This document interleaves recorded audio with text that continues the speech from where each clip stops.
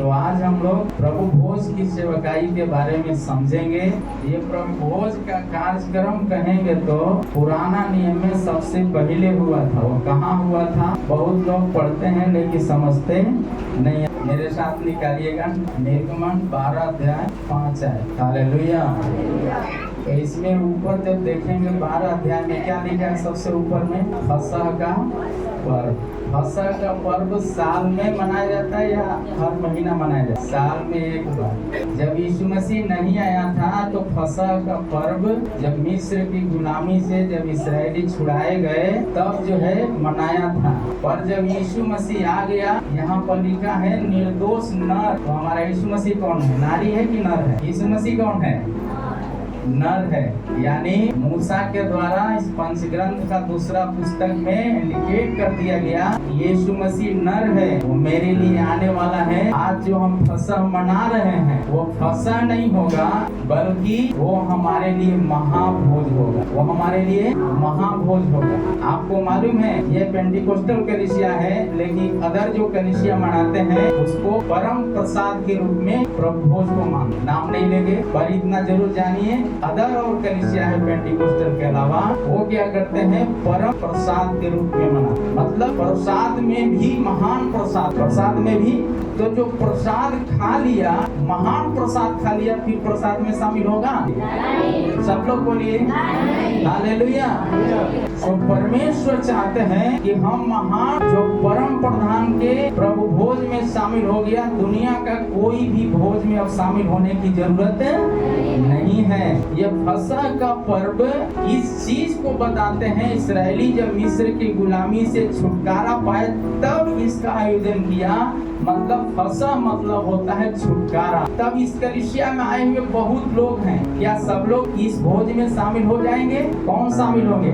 जो जल और आत्मा से बपतिस्मा लिया। इसीलिए इसको क्या कहते? फसह का पर्व यहूदी समाज के लोगों ने त्योहार के रूप में पहली बार इसको मनाया। क्यों मनाया? क्योंकि मिस्र की गुलामी से लोग छुटकारा पाया हुए लोग इस्राएली मिलकर आनंद मनाए। इसलिए देखते हैं प्रभु भोज के बाद एक दूसरे से गले मिलते हैं। मिलते हैं कि नहीं मिलते हैं? आज भी कलीसिया में आने वाले लोग प्रभु भोज में आने के बाद पीछे से आएंगे और आगे भागेंगे। कारण क्या है? उनको गला मिलने में थोड़ा सा दिक्कत है। शायद उनका लगता होगा कि काट देगा तो काट देगा, गला नहीं मिलते होंगे। कुछ लोग सोचते हैं कि क्या करेंगे भाई, कोई खीसे उतार देगा, समेटे मार देगा तो क्या करेंगे। तो कुछ लोग इस मकसद से गले नहीं मिलते होंगे, मालूम नहीं। लेकिन गला इस्राएली लोगों ने जो सच में छुटकारा पाया गुलामी से, वो लोग गला मिला है। तो जो छुटकारा पाया हुआ लोग हैं वो पक्का होगा, चाहे बच्चे हो, बूढ़े हो, बहन हो, भाई हो, बच्चियां हो, सब एक दूसरे से दौड़ दौड़ के गले मिलेंगे। और जो दौड़ दौड़ के गले मिलेंगे, यीशु मसीह जब आएगा और अपने हाथों से जब प्रभु भोज देगा, उस दिन लाखों करोड़ों स्वर्गदूतों के साथ यीशु मसीह आपके साथ गले मिलेगा। हालेलुया। दौड़ दौड़ के स्वर्गदूत लोग भी गले मिलेंगे। क्यों? क्योंकि आप पहले गले मिल चुका है। क्या आप गला मिलना चाहिए? नहीं मिलना चाहिए। कोरोना भागना, गरीबी भागना है तो गला मिलना चाहिए। नहीं मिलेंगे तो समझ लो आपका परेशानी बढ़े रहेगा, चिड़चिड़ाहट बढ़े रहेगा, फीस आपके कान में नहीं कंधों में रहेगा। बाइबिल बताते हैं यदि उसी से हमको उद्धार चाहिए तो इस बात को जानिए, ये उत्सव क्यों मनाया गया था यहूदियों के द्वारा? क्योंकि वो लोग पाप से आजादी पाया, मुक्ति पाया। वचन में लिखा, पौलुस कहता है जहाँ प्रभु का आत्मा है वहाँ क्या है? स्वतंत्रता है। उत्सव लोगों ने मनाया। कैसे उत्सव मनाया? अखमीरी रोटी के द्वारा। अखमीरी रोटी के द्वारा क्या किया है? लोगों ने तोड़कर पका करके खाया। कच्चा खाया था, पका के खाया। तो आप भी पका के खाना है, कच्चा खाना? पका के खाना, कच्चा खाना मतलब क्या है? खुल्लम शब्दों में कहें तो दांत का पिसा हुआ रोटी का कोई खाना नहीं खाते, पेट गड़ी पकड़ता है। दूसरा ये देखते हैं चक्की से जो पिसा जाता है उसका बढ़िया रोटी होता है। यीशु मसीह चक्की के जैसा पिसा गया। किसके लिए? हमारे लिए। यीशु मसीह पक्का किसके लिए? दुख में नहीं पका। पिछले दिन में हम जब दुख में पक रहे थे तब ये वचन का संदेश प्रभु ने दिया। परमेश्वर के सामने रोने लगा, प्रभु जब इतना छोटा दुख था तो मेरा उससे सहा नहीं हुआ, लेकिन जब आप दुख सह रहे थे प्रभु तो कितना वेदना था। आपका बाल का खींचा गया, आपके सीने में बर्छी तक मारा गया, वो याद दिलाया परमेश्वर ने फसल का पर्व। जब रो रहे थे बहुत बहन लोग अस्पताल में जाकर जिसका 6 महीना भी पूरा नहीं हुआ, वो परिवार बोला भैया कोई चिंता मत करिए ना, आप दूसरों को प्रार्थना करते हैं, आप चिंता मत करिए, आपका सब कुछ परमेश्वर प्रबंध करे। हम लोग क्यों हैं, आप हमारे लिए दौड़ दौड़ करके सेवा करने के लिए मेरे घर में आया, लेकिन अब हमारी बारी है कि मैं अब आपके घर में आऊँ। हालेलुया। कोई लोग सब्जी लेके गया, कोई लोग फल लेके गया, असली सेवकाई अभी ही हुआ। हालेलुया। कोई लोग आटा लेके गया, असली सेवकाई अभी हुआ है। कोई लोग तेल लेके पहुंचा है, असली सेवकाई अभी हुआ है। हालेलुया। प्रभु ने कहा, परमेश्वर वचन कहता है फसह का मेमना है। हालेलुया। वो मेमना कोई और नहीं, वो निष्कलंक मेमना यीशु मसीह है। हालेलुया। बोलो प्रभु यीशु मसीह की।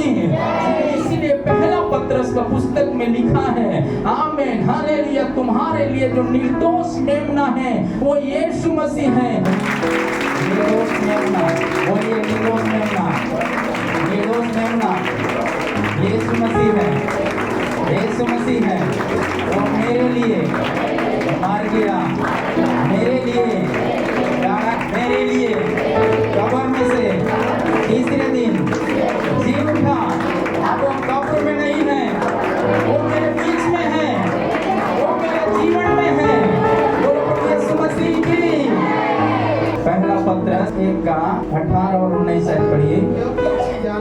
क्योंकि तुम जानते हो कि तुम्हारा निकम्मा चाल चलन जो बाप दादों से चला आ रहा है, उसे तुम्हारा छुटकारा चांदी सोने अर्थात नाशवान वस्तुओं के द्वारा नहीं है। सोना चांदी रख करके बहुत लोग क्या करते हैं, कुछ करते हैं ना, उसके सामने नींव देते हैं, जलाते हैं, गृह प्रवेश में डालते हैं, क्योंकि शुद्ध चीज न है। लेकिन इस शुद्ध चीज को बनाने वाला कौन बनाने वाला है? घर का नींव डाला जा रहा था तो एक बेटा जो है बनवा के लाए, बुलाए प्रार्थना करने के लिए, तो बोले कि पहले ले जाकर वापस ना वापस करी तो हम बात नहीं की, ये पैसा नुकसान तो नुकसाने सही, लेकिन वो करके फ्री में दे, पर ही हमारा नींव में ना डाले। के बाद में कितना तल्ला हो गया, 2 तल्ला मकान बन गया। बोलो प्रभु यीशु मसीह की। लेकिन कितने लोग इसको डालते हैं, नींव के नींवे तक रह जाता है, एक तल्लो मकान नहीं बनता है क्या? यीशु मसीह हमारा नींव का मुखिया होना। बोलिए मेरा नींव का मुखिया यीशु मसीह है, मेरा परिवार का मुखिया यीशु मसीह है। हमारा सोना चांदी से छुटकारा नहीं है, हमारा गरीबी का छुटकारा सोना चांदी से नहीं होगा, परंतु हमारा छुटकारा मसीह यीशु के द्वारा हो जाएगा। बोलो प्रभु यीशु मसीह की। क्योंकि वो सनातन परमेश्वर है, उसके लहू के द्वारा छुटकारा है। आमीन।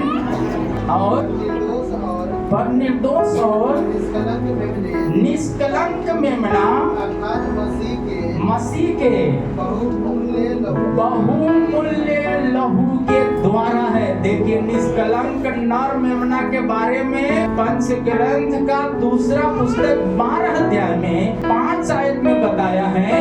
ये कितना साल की बात है, ये 1-2 साल की नहीं, बहुत अंतर, इतना बड़ा अंतर है कि कितना पीढ़ी बीत गया होगा, भूल गए होंगे, उनके चित्त में नहीं होगा। बाइबल में लिखा है, जो आप ही सत्य को सुनते और आज एक निर्णय लेते हैं कि हम हर रविवार को आएंगे, चाहे उसके लिए कुछ भी हो जाए, नौकरी छोड़ना पड़े तो भी हम यीशु के लिए निकलेंगे। हालेलुया। जो ऐसा निर्णय के साथ प्रभु के घर में आएंगे, उनका काम बन जाएगा। बोलो प्रभु यीशु मसीह की। हमारा एक बहन को पागल कहने वाले अस्पताल में लोग, अभी लोग क्या बोल रहे हैं, पगड़ी को नौकरी कैसे हो? ये बात बोलती हमको बार बार, हम बोलते हमसे कहे बोलती, अरे तुम पागल नहीं हो। जगत के मूर्खों को पौलुस कहता है कि परमेश्वर ने चुन लिया। संसार में तुम मूर्ख थे, लेकिन परमेश्वर में सबसे बहुमूल्य कीमती आप ही तो थे। आप यीशु मसीह में आंखों की तारा है। आप कौन है? आंखों की तारा है। शरीर पर चोट पहुंचा सकते हैं, पर आंख पर चोट पहुंचाएंगे? पहुंचा सकते हैं। यीशु मसीह उतना तुलना दिया है, आंखों की पुतली के समान हम और आप। प्रभु कहता है जो मेरी आंख की पुतलियों को छूते मुझे छूते हैं। आप यदि फसह का पर्व में शामिल हैं तो इस बात को याद रख लें। आप ये निर्णय लीजिए, अब हम रविवार की कलीसिया नहीं छोड़ेंगे। क्या पता अगला चुनाव होने के बाद उत्तर प्रदेश के जैसा कलीसिया यहाँ बंद हो, पर दावे के साथ कहता हूँ कलीसिया बंद होने वाला नहीं, परंतु आगे के समान कलीसिया बढ़ने वाला है। हालेलुया।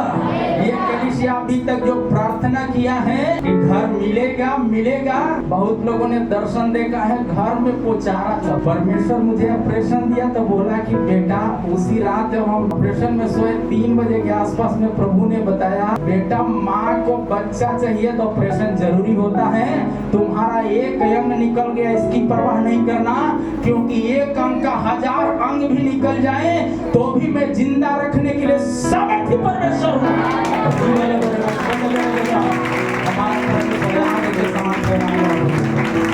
ये कलीसिया, कितना लोग विश्वास करते हैं अपना कलीसिया जल्द होने वाला? हालेलुया। ये कौन देगा हमको मालूम नहीं है, लेकिन सच में कलीसिया में पेंट हो रहा है। याद रखो, पोचारा का काम हो जाएगा।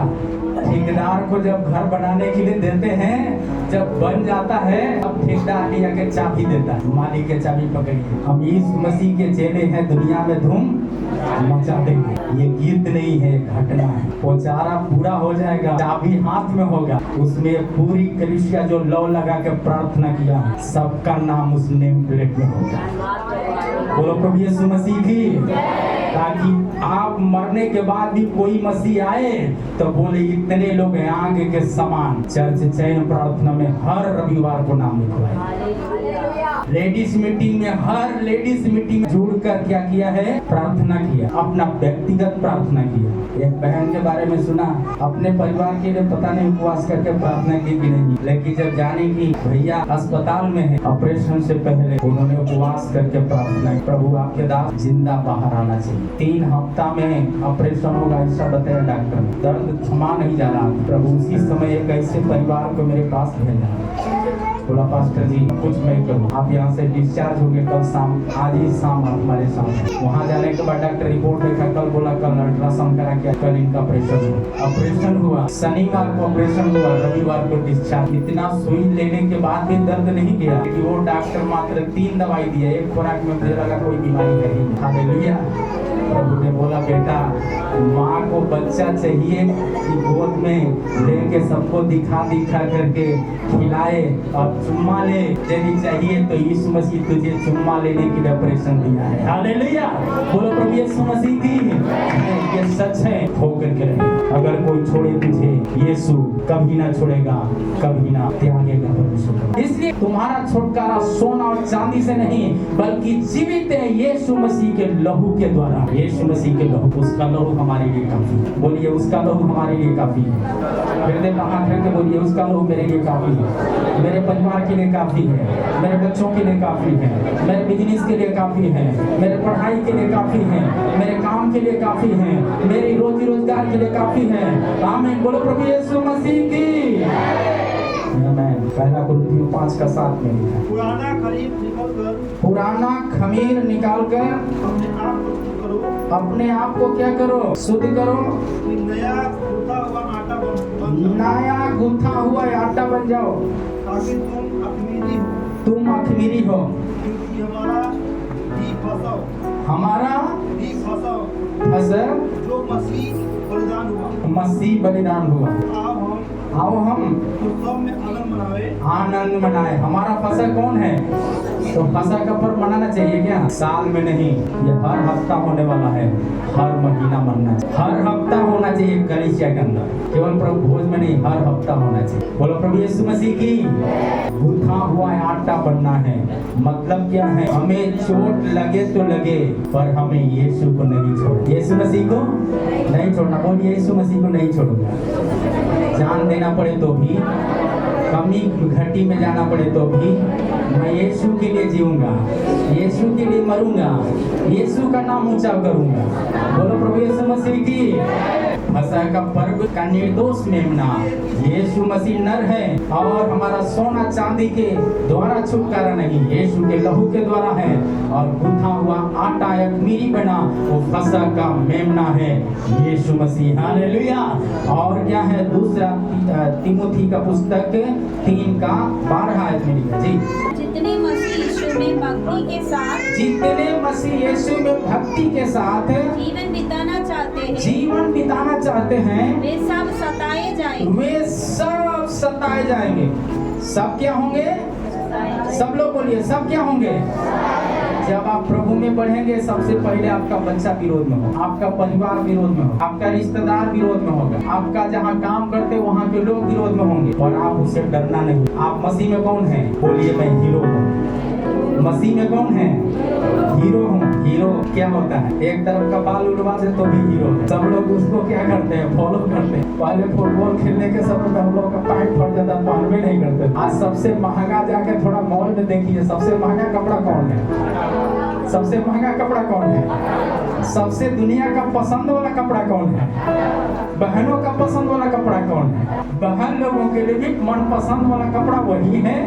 भाई लोगों के लिए मनपसंद वाला कपड़ा कौन है? वही है जो सबसे निकम्मा कपड़ा पहले कहा गया था। लेकिन अभी दुनिया का हीरो है, वो हीरो का मुकाबला करते हैं। पर दुनिया को बनाने वाला हीरो यीशु मसीह है।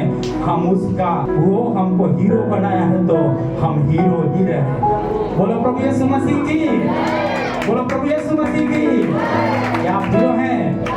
आप बोलिए मैं हीरो। तो बहन लोग क्या है? भाई लोग क्या है? बहन लोग क्या है?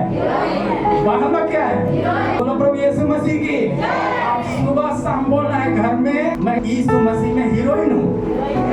भाई लोग बोल रहे हैं मसीह यीशु में मैं हीरो हूँ। मैं आपको बता रहा हूँ आपका गरीबी आपका चौकट छोड़ के भाग जाएगा, बीमारी आपका चौकट छोड़ के भागेगा। आप बराबर ही नहीं बोलना है कि क्या है मेरे लिए भूत जैसा झाड़ दीजिए दीदी, दर्द है दीदी, प्रार्थना कर दीजिए, ये भुला जाइए। जीवन भर अपने लिए पेट में दर्द के प्रार्थना कराएंगे तो गौवा की लिए कौन प्रार्थना करे? बहुत बहनों को आशीष नहीं मिलने का कारण है 20 साल का विश्वासी हो गया, 15 साल का विश्वासी हो गया, झाड़ दीजिए जैसा एकदम। हमारी प्रार्थना भी सिर्फ बहन बेटवा के लिए, बटोहिया के लिए, गंगा के लिए, गंगा बटोहिया के छोड़ दीजिए ना। आप गौवा वालों के लिए प्रार्थना करिए, मोहल्ला के लिए प्रार्थना करिए, अपने पंचायत के लिए। प्रभु हम अपने गाँव से अकेले जाते हूँ, मेरे गाँव का गाँव उखड़ करके प्रभु आपकी कलीसिया में आ जाए। प्रभु आज से प्रार्थना करेंगे क्या? प्रार्थना करेंगे। हालेलुया। 2026 में एक बड़ा चर्च वाल होने जा रहा है। ये विश्वास के साथ प्रार्थना करना है। आमीन। विश्वासी आ रहा, वहाँ का गाँव लोग आएंगे, वहाँ का मुखिया और वार्ड कमिश्नर लोग आएंगे, पंचायत सचिव लोग आएंगे, बड़े जज लोग आएंगे।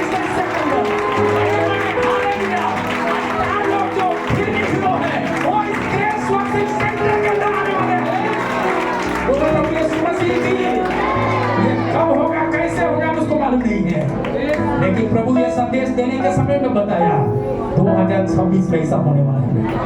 तुम्हारा ऑपरेशन एक आशीष का ऑपरेशन, ये दुखित होने वाला ऑपरेशन नहीं है। अगर कोई छोड़े तुझे यीशु कभी न छोड़ेगा। बोलो प्रभु यीशु मसीह की। ऐसा चमत्कार होने वाला है। इसलिए जितने भक्ति के साथ जीवन बिताएंगे वो सब सताएंगे। आपका लोग दुख से जानते होंगे, आपसे लोग मुंह फेर लेते होंगे, मोहल्ले के लोग, रिश्तेदारों के लोग। जितना मुंह फेरते उतना उपवास करिए, उतना घुटना टेक के हाथ ऊंचा करके चिल्लाइए अपने घर से। आमीन। सुबह में कोई आपका गली से गुजर रहा है तो बोलना चाहिए इस घर में कोई मसीह हो, ऐसा आवाज होना चाहिए। 5 बजे का प्रार्थना में जो नहीं जुड़ते कम से कम उसी बहाने जुड़िए, आवाज आपको मिल जाएगा। हालेलुया। बोलो प्रभु यीशु मसीह की। क्या आप चाहते हैं ऐसा हो जाए? क्या चाहते हैं ऐसा होगा? आमीन। हालेलुया। निर्गमन का पुस्तक 12 और 9 आयत को यीशु मसीह को सब तरह से भूंज दिया। लोग भूंजा कि नहीं भूंजा? जैसे मछली भूंजा जाता है, दुख में यीशु मसीह भूंजा, क्रूस पर जाते समय भी भूंजा गया। उसके पसली में क्या भोंका गया था? आला बर्छी भोंका। लिखा है उनकी टांगे तोड़ दी जाएगी, लेकिन किसी ने टांग नहीं तोड़ा, टांग नहीं तोड़ा। पवित्र शास्त्र में लिखा है, यूहन्ना रचित सुसमाचार 19 अध्याय 31 से 37 आयत तक पढ़िए। इसीलिए कि वह तैयारी का दिन था, यहूदियों ने पिलातुस से विनती की कि उनकी टांगें तोड़ दी जाए और उतारे जाए, ताकि सत्य के दिन वे क्रूस पर न रहे, क्योंकि वह सत्य का दिन बड़ा दिन था।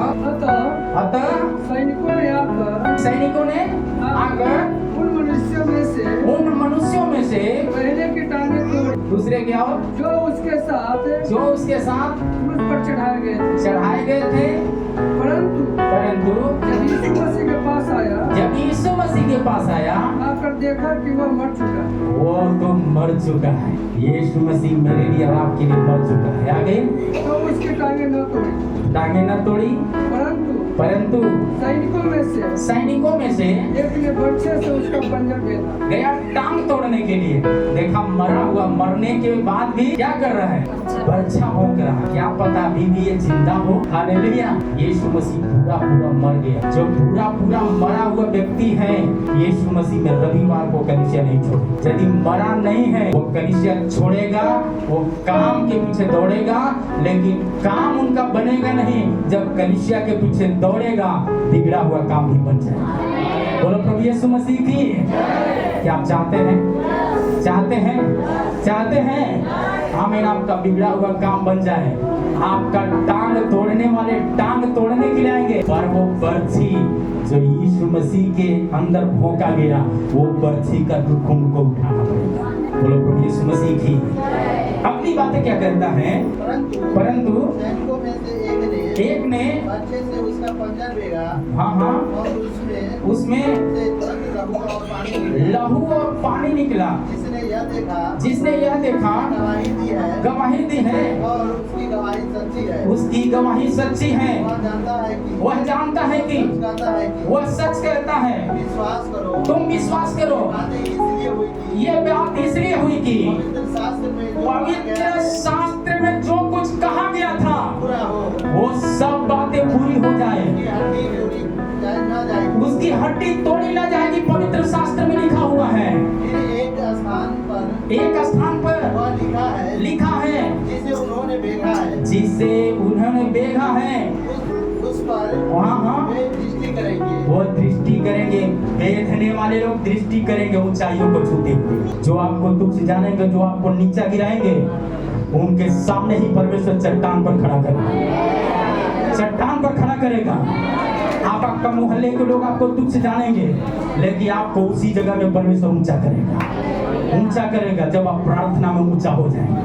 प्रार्थना में ऊंचा होना चाहते हैं, दुख उठाने के लिए ऊंचा होना चाहते हैं। यूहन्ना ने 3:11 में लिखा है, जो मेरे बाद आने वाला है वो पानी से बपतिस्मा नहीं देगा, परंतु पानी से नहीं, पवित्र आत्मा और आग से बपतिस्मा देगा। और आग का बपतिस्मा है दुख का बपतिस्मा। जो दुख उठाने के लिए तैयार है, आनंद भोगने के लिए भी तैयार होगा। हालेलुया। प्रकाशित वाक्य का पुस्तक 5 अध्याय 5 से जब 9 आयत तक पढ़ेंगे, तो वहाँ पर बहुत कुछ बातों को आप देखेंगे। प्राचीनों में से मुझसे कहा मत रो। हाँ, दाऊद का मूल है। उस पुस्तक को खोलने और उसकी 7 मोहरे तोड़ने के लिए जयवंत हुआ है। और तब मैंने उस सिंहासन और चारों प्राचीनों और उन प्राचीनों के बीच में मानो एक बद किया हुआ मेमना देखा। और उसके 7 सिंह और 7 आंखें थी। ये परमेश्वर की 7 आत्माएं हैं, जो सारी पृथ्वी पर भेजी गई है। उसने आकर उसके दाहिने हाथ से जो सिंहासन पर बैठा था वो पुस्तक ले ली। जब उसने पुस्तक ले ली तो वे चारों प्राणी और 24 प्राचीन मेमने के सामने गिर पड़े। उनमें से हर एक के हाथ में हाँ हाँ वीणा और धूप जो पवित्र लोगों की प्रार्थनाएं हैं भरे हुए सोने के कटोरे थे। वे यहाँ नया गीत गाने लगे इस पुस्तक के लेने और इसकी मुहरें खोलने के योग्य है क्योंकि तूने वध होकर हाँ अपने लहू से हर एक कुल और भाषा और लोग और जाति में से परमेश्वर के लिए लोगों को मोल लिया है। हालेलुया। हर कुल हर भाषा के लोगों को परमेश्वर ने लहू देकर क्या किया है? मोल लिया है, मतलब खरीद लिया। हमको परमेश्वर ने खरीद लिया मृत्यु से, मृत्यु का मुंह में से बचा के खरीद लिया ताकि दुगुना सेवा कर। दुगुना बोलो प्रभु यीशु मसीह की। आपको परमेश्वर ने क्या किया है? आपको परमेश्वर ने खरीदा है। कैसे खरीदा है? पैसा देके, खून देके खरीदा है, अपना पुत्र देके खरीदा है। भाषा का मेमना नर यीशु मसीह यहाँ पर मेरे लिए सब कुछ सहा। अब हमको सहने की जरूरत नहीं है, हमको मसीह में दौड़ने की जरूरत है। दौड़ने के लिए तैयार है क्या? दौड़ने के लिए तैयार है? बोलो प्रभु यीशु मसीह की।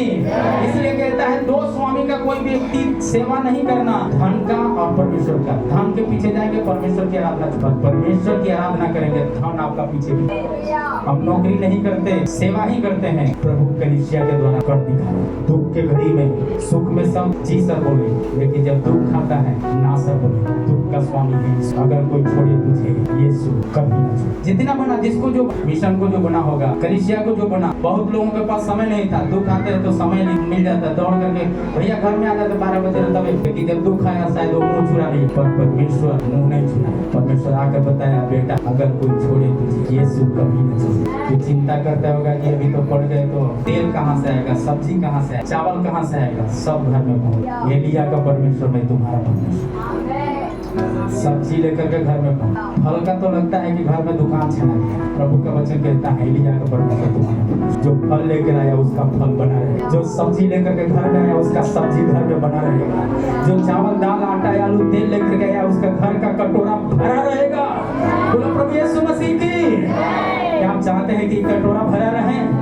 चाहते हैं तो याद रखिए, जब आप कटोरा परमेश्वर का भरेंगे, परमेश्वर आपका खजाना को भर के रखेगा। निर्गमन का पुस्तक 12 अध्याय 19-20 आयत को पढ़ेंगे।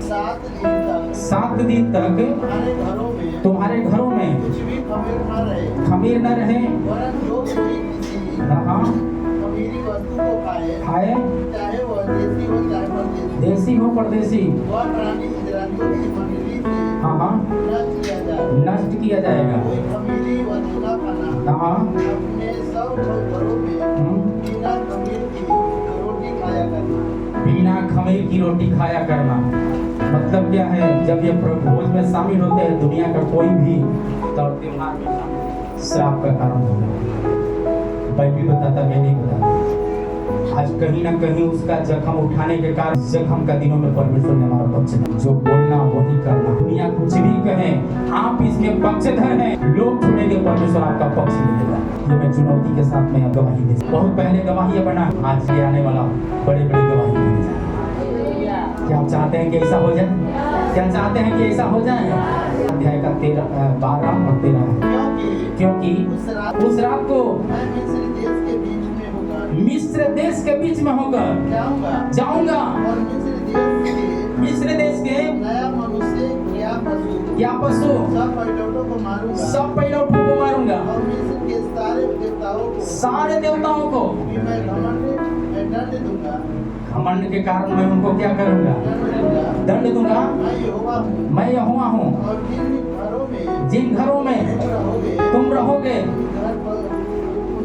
उन पर लहू तुम्हारे लिए चीन ठहरेगा। हालेलुया। अर्थात उस लहू को देखकर तुम्हें क्या करेंगे? लोग छोड़ जाएंगे। जब मैं मारूंगा तुम पर न पड़ेगी। हालेलुया। और तब तुम नष्ट नहीं होंगे। आमीन। इसका मतलब क्या है? जो परमेश्वर की आज्ञा को मानेगा, परमेश्वर को वचन के अनुसार जिया है, इस बात को याद रखिए, वो 100% है, परमेश्वर पक्षधर होगा। पर जो इस वचन को आदर नहीं किया, परमेश्वर को आदर नहीं किया, ऐसे भयंकर विपत्ति में पड़ेंगे, उनको दुनिया भी बचा नहीं पाएगी, दुनिया भी बचा नहीं। हालेलुया, बोलो प्रभु यीशु मसीह की। क्योंकि वचन में लिखा है उनके देवताओं को भी मार गिराए। वो देवता क्या है? घमंड का देवता हो सकता है, वो देवता एक ऊंचा सिंहासन का देवता हो सकता है। ऐसे परमेश्वर चकनाचूर करेगा जो दुनिया की आंख देखते ही रह जाए। बाइबल बताते हैं, इसलिए तुम्हारा पक्षधर होना है परमेश्वर, तो तुम्हारी आदत क्या होना चाहिए? तुम्हारी आदत सिर्फ परमेश्वर परमेश्वर परमेश्वर होना चाहिए। तुम्हारे काम में भी परमेश्वर, तुम्हारे नाम में भी परमेश्वर होना चाहिए। बोलो प्रभु यीशु मसीह की।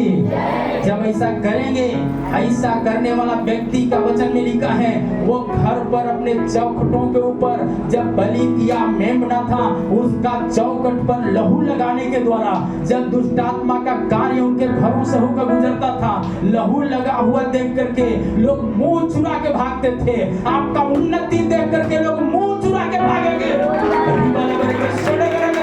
ऐसा चमत्कार होने वाला है, ऐसा चमत्कार होने वाला है। आमीन, ऐसा चमत्कार होने वाला है। जहाँ रिश्तेदार आपको दुख दिलाना है, जहाँ आपका दोस्त दुख दिलाना है, जहाँ आपका परिवार दुख दिलाना है, जहाँ आपके लोग दुख दिलाना है, परमेश्वर उनके सामने भी ऊंचा सिंहासन देगा। हालेलुया। आमीन। जब फौज यीशु मसीह को क्रूस पर चढ़ाया, जब भाला भोंका, आमीन, पहाड़ तर गए, आमीन, पेड़ टूट गए, चकनाचूर हो गए, पूरी दुनिया तेरा से भर गया।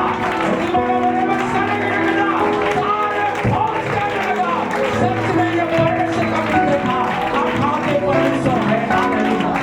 सबने लिखा, सबने दोष लगाया, शास्त्री फरीसियों ने दोष लगाया, पिलातुस ने जाकर भी मंडली को खुश करने में दोष लगाया।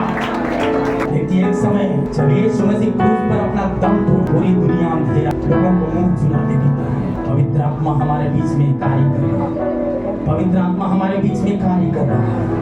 इसलिए प्रभु का वचन साफ शब्दों में कहता है, यूहन्ना का पुस्तक जब हम पढ़ते हैं 6 अध्याय का 56 से 58 आयत तक, वहां पर वचन में लिखा है, जो मुझे खाएगा, जो स्वर्ग से उतरा हुआ रोटी मैं हूँ, जो मुझे खाएगा वह सर्वदा जीवित रहेगा, मुझ में बना रहेगा। आमीन।